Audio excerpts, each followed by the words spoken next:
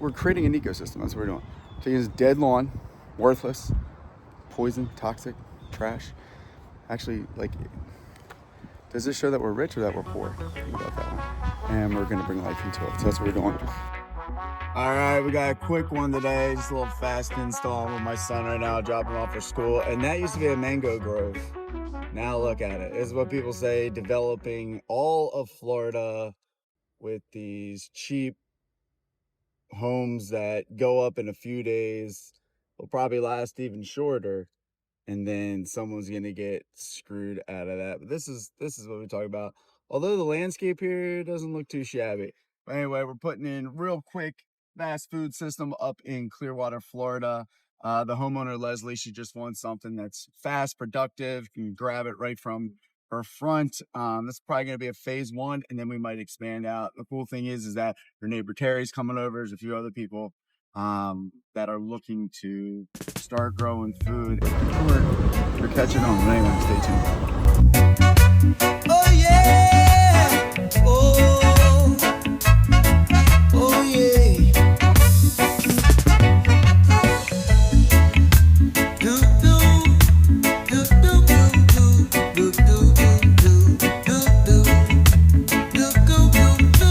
Made it. We're here. We're at the site. We got a guest today. Sonny boy came with me. I actually put him in the back, so we were in our nursery this morning, and I forgot that he was in the back. So he kind of stowed away, and now he's on this. He's also kind of like the master. I'll bring back Eden. There's 3 goals today. One, like so many homeowners in Florida, they have these awesome oaks in front of their house, but nothing grows here. They tried the fertilizers, the pesticides, all that stuff. I mean, I don't know if something was done here. They just kind of threw this up, yard maintenance, pesticide, fertilizer, all that kind of crap there. So what we're gonna do is we're gonna fill this area in, so that way there's no need to grow grass, because I'll show you what we have then. The second goal that we have here is there's an area in the back that we want to put some natives in, get some pollinators. And then the third one, and always my favorite, Sonny's so mad we left him over there, is we're gonna put a banana pit right over here in this area. There's actually a couple people in this neighborhood that have banana pits, banana circles, like in front of their home. So those are the issues today. Now in this general area, we have dappled light here. So I'm trying to figure out, there's 2 different ways to go about this. One, we could do big rings, big circles around here, fill that in and let everything go. And then maybe the 3 fruit trees here, or we fill this whole area in with mulch. Debating what to do. Now the goal is to fill up this whole thing here, so that way we don't have grass. We have a lot of the perennial stuff. All right, so we have a couple fruit trees. So far we have 2. I'm about ready to go to nursery. If I see another one, I'm gonna snag it. But we have the Dwarf everbearing mulberry. Look at this Barbados cherry is just ready to go. So we're gonna put those there. They like light, but they don't need that full crazy sun. Obviously we have the fire bush, some of our favorite natives. We had the perennial peanut, which is awesome.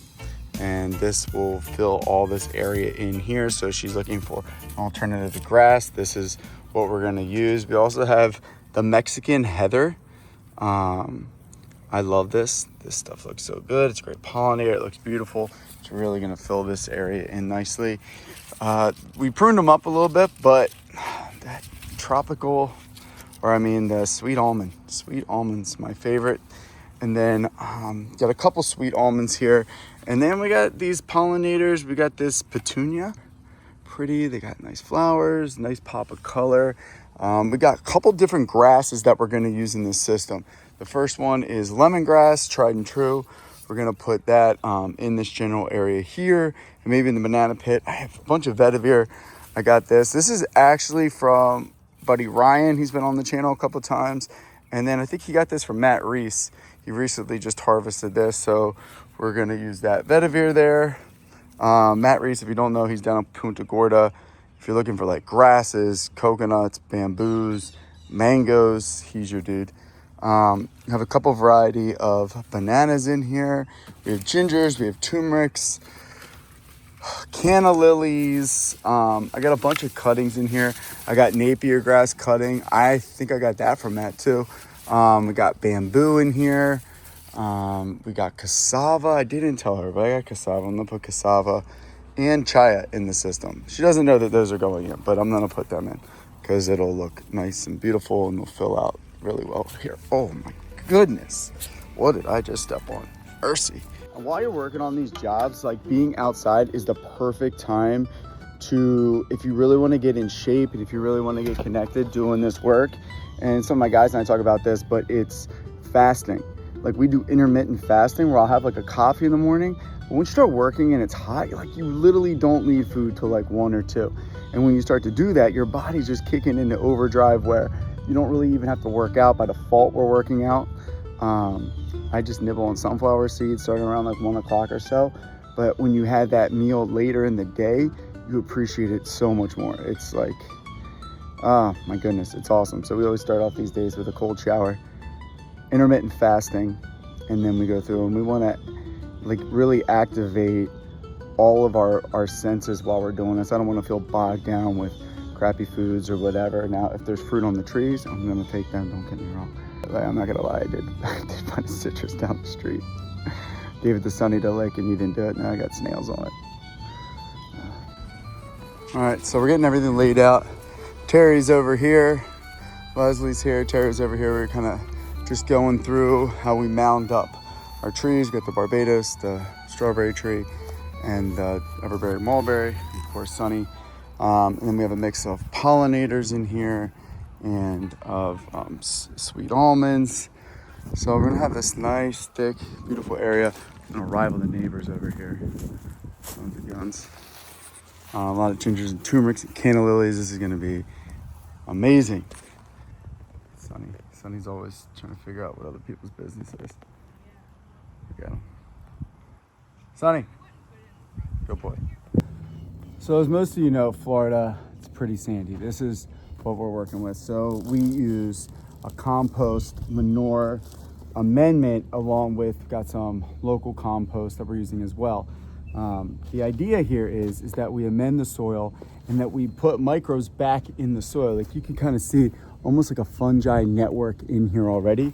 We want to put those microbes back in the soil. We're going to put a compost tea in because the idea is that we do not want these fruit trees ever have to be sprayed or fertilized. So when we amend the soils, when we let the microbes and the mycorrhizae and all these different, think of it as like your gut bacteria. If the soil is good, then the whole system's good. If your gut biome is good, then your whole system is good. If it's not, you have leaky gut, you have autoimmune, you have all these things. So, like when we put in something like a perennial peanut, this ground cover, or we got some nitrogen fixers over here, the idea is that this spreads out. This suppresses all the grass, all the weeds in the general area. It's edible, so you can eat it. It also, a lot of these put nitrogen back in the soil, so you don't have to put in fertilizers or anything else like that. So I'm going back to the University of Florida, and a lot of even just basic biology is utilizing fertilizers, potassiums, your calcium, sulfates, nitrates, phosphorus, and they're always like a fertilizer amendment or a solution. That's not what we want. So we want to understand why some things are working. Like if something's turning yellow in the old leaves, then that might be something to do with nitrogen. So we want to figure out what all those things are. So if something looks like it's struggling, we know that we could put a certain other plant in that's going to enhance the whole system for this. And we don't need to spray something. It's not a short-term solution, it's a long-term solution, because if this one plant's having it, other plants are generally probably going to have it too. So we want the whole system to be healed by really just amending the soil and having a big diversity in the plants that we are using in the system in general. I don't know why I put it like this. I'm really struggling to get it from here. So you'll be able to see in this system, we don't just plant fruit trees like normal. Like, perfect example. I don't know if you can see them. Wait, where is it? No, okay, right here. There's fruit trees, right in the middle. 1, 2. They're just in the middle of the yard. Now, that starfruit is actually producing. Hey, Sonny, it's okay, bud. That starfruit is actually producing. Hey, bud, that starfruit is actually producing, but the fig isn't. So what we do is we put our fruit trees in, but we surround them with a, hey, Sonny, sit, no. We surround them with a bunch of support species. So whether that's pollinators, whether that's nitrogen fixers, it could be different types of grasses that we use for chop and drop, and that essentially means that the grasses get big, we chop them, we put that biomass right back into the system. So that helps us avoid using any type of nitrates or sulfates or anything. Hey, big boy. Movers, the stereotype is correct. Quick lunch break. It's a pineapple I harvested this morning. Look how cute and little this thing is. It's almost like the size of a starfruit. Yeah. Absolutely delicious. I don't know the variety. I do know. Bought it at the farmer's market, popped it off the top, put it in the backyard, and here we go. So, grow your food. Kids are doing wheelies on e-bikes. Next level. We have this first front yard system is done. See, we have gingers and turmerics and grasses and sweet almonds and the pollinators around the oak trees, oak tree. Then we have this design here. Kind of want to have like the natural pathways to go through. Obviously the problem was that there's no grass growing here, so this kind of solves that. Maybe we figure out another phase where we kind of add in there, or we do something, or maybe we do like a pathway through and we mulch all this, who knows. So it'll be something, but this is what this first phase or first part looks like. Now I gotta go do this banana pit, and there you go, get a better look from here. Gonna go do this banana pit and then that front area. But I like this, it looks pretty cool. Again, trying to rival the neighbors. What is that they got there? Maybe we should put some cantaloupes. Get the Dune sunflower. I was gonna do that, but I did perennial peanut instead. All right, so we started this banana pit here. It's about 4:30, so we get to see, like, look how much light is hit. Look, it's afternoon light hitting that first area, that zone 1 that we did. So that's a great sign. But that's all gonna get ample light. 1, that's fantastic. 2, started digging this pit. Gonna dig this up. What you can see I'm doing, I'm taking the grass out of the middle and I'm flipping it upside down, and I'm gonna make kind of like a wall that goes the whole way around here. Build this up. I'm gonna eventually fill that up with compost. I'm gonna hit everything with mulch and then put in all the plants. But this is the basis. So this will be a little bit deeper so you can keep throwing their compost into that pit there. And then the more and more you chop and drop, we'll go through it, but you'll see. This is a whole system, but we're creating an ecosystem. That's what we're doing. Taking this dead lawn, worthless, poison, toxic, trash. Actually, like, does this show that we're rich or that we're poor? Think about that one. And we're gonna bring life into it. So that's what we're doing. In the meantime, I'm always listening to a podcast, Regenerative Agriculture podcast with John Kampf. Is amazing. And my good friend Molly Engelhardt is on there. She used to have Soho Hard Farms in Los Angeles. She used to go out there all the time. It was like my haven to get away from everything. So shout out to Molly. They're just having a revitalization and a reflection period as a mother and going through COVID and dumping her vegan industry and a lot of good stuff. Anyway, this episode right here, watch that. All right, 6:30, sun's going down.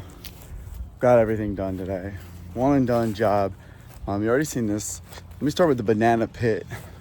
First, great day. As you can tell, it's October here in Florida, so the weather's awesome. Humidity broke. 6 months of the year, it's paradise. All right, so we had the banana circle here, just looking down. We had the vetiver, we have Mexican sunflower, and we have cuttings for sugarcane here. We have canna lilies, more vetiver. I have a dwarf Cavendish here, and I also have a praying hands I threw in here, so they're gonna like that when they see that. And then there's another variety that I got cutting from the house that we did in Palm Beach that I threw in there, so we'll see what that does. We also have some sweet potatoes in the mix there. And then that's your compost pit right in there. Give you a view from what it looks like here. So this is going to be so full and lush and big and crazy. But currently they have their compost here. They come out the back, compost here. Now all they have to do is just come in here, put the compost in the middle. Every time this stuff gets a little big, they just chop it, they drop it. Don't have my knife with me, but I'll cut this guy. Fill it in there. That's the idea, that you keep on just filling. This system just keeps going. It creates its own fertilizer. It's feeding itself. It's a closed loop system. It's gonna be super productive in there. Here's that front area under the oaks. They say you can't grow anything under the oak. I say poppycock. So in here we have a sweet almond right here. We have sweet potatoes, a couple different varieties. The vetiver. We have, I think this is shampoo ginger here, and this is the galangal ginger here. The perennial peanut ground cover, vetiver, and a tropical petunia. Then more of the gingers here. If you want to look in the front, so this is the view that you're gonna have when you come in. The idea, see, you have these little pathways. So you got the Barbados cherry, more petunias, society garlic. Hopefully we put some of these in here, see if that keeps away the squirrels. We had that beach days, which I like that stuff. A lot of lemongrass in the system, a Texas sage. We had the strawberry tree, and then kind of repeat that same system in here, except for we put a tropical milkweed. A lot of tropical vibes here, and it's that everbearing mulberry right there. And then this system is the same as on the other side, except for I have turmeric on this side. So that's what we're working with here. And then let's go check out the back. All right, so this back area we saw before, it was empty, but we put the vetiver in. We got 3 dwarf firebush, which are my favorite. I wish we would have done it up front. I was gonna put 1 and 1, but it just felt like we should have one there. So put the 3 in.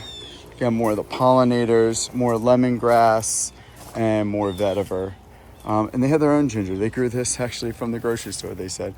Or yeah, they threw some ginger in a pot, and here we go. But this is gonna have a nice, these are all gonna spread out. We're gonna have this privacy kind of hedge here from the firebush. It's gonna serve also as a pollinator. They love the lemongrass. You're gonna be able to cut it up. You're gonna be able to harvest it and use it for medicinal purposes. Also, I always cut. Like most of this stuff, you'll notice I prune it before I put it in. Because these things, like right before you put it in, it looks great, and then it starts to flop and die just because it's adjusting to a new home. That's what they do. Also, so this is the top of that lemongrass. Fold it here, let it sit in the sun for a day, and then I boil it with some ginger and some honey, and you have yourself some homemade cough medicine remedy. That's an Amish one right there. So as you can see, we're like right in the middle of a little neighborhood. They're right on the corner lot. It's pretty awesome. So anybody can get a system like this in front of the yard, keeping up the Joneses. Actually, I think they're the Johnsons over there. So we just want to bring these yards back to life. Like, how many people have sat and looked at this? I had this for years under the oaks. It looked god awful until I finally did something about it. And that's exactly what this family's doing. This is going to be a thriving system. We're going to check on it every now and then. I am going to remove these. If you see these tags and stuff, I'm going to remove that before I leave. But you have the banana pit over there, the compost pit, and then you have this section, and then you have right over there a quick and easy, productive system that's going to put up some instant results. And I don't know if you guys saw this. Did you guys see this already? Look at the flowers already on the Barbados cherry. This is just, I love these. And I think it's on, is it on this one or the other one? Yep, little flowers are starting to pop up on this guy too. On that sweet almond. I love it. I love it. God is good. Share this with somebody who needs some abundance in their life. Also, if you know anyone, especially young men that are looking for purpose, that are looking for something that's gonna fill their soul, profession that's gonna fill their soul, profession that's like absolutely ripping right now, and they want to work with a group of guys that are doing something deeper with more purpose, comment below. Let me know who they are, and then tell them to DM us. We're looking for designers, installers, operators, all over the place throughout Florida. So let me know. Love to have you on the team. Anyway, grow food. God is good. Bring back Eden. Oh yeah, Sunny. Forgot about Sunny. See how this little boy's doing. He's mad at me. I forgot to bring him food today. Well, he ate kind of that fun. Oh, how'd you get up there? He was there. Look at you. Look at you. Good boy. Look at this guy. Supposed to be in the back. Busted, big boy. Busted. Anyway, that's what my clothes smell like, dog noise. Why does it smell like guy? He was in the back. Gosh. Anyway, Godspeed. Oh yeah, if you like this type of content, make sure you follow, subscribe, share. It's all the things we are trying to bring back a system that relies on community, not on the powers that be. And yes, it's always they and them and everybody versus us. But you know what? The whole point of what's going on right now is to divide us. So let's stop dividing. Let's figure out how we can come together, how we can get back to Eden, back to God's way of growing food, of being communal. And you know, you might have that thing in your heart that's missing, and whenever you go outside you feel like it's fulfilled. Maybe it's because God wanted us to steward the earth. Maybe we're stuck behind ChatGPT. Who knows? Anyway, subscribe. You're still here, so am I. There they go. We just did the walkthrough and we just ended on a prayer. We always end on a prayer. God is good. Gotta thank him. Even when things suck sometimes. God, you gotta thank him. Sonny!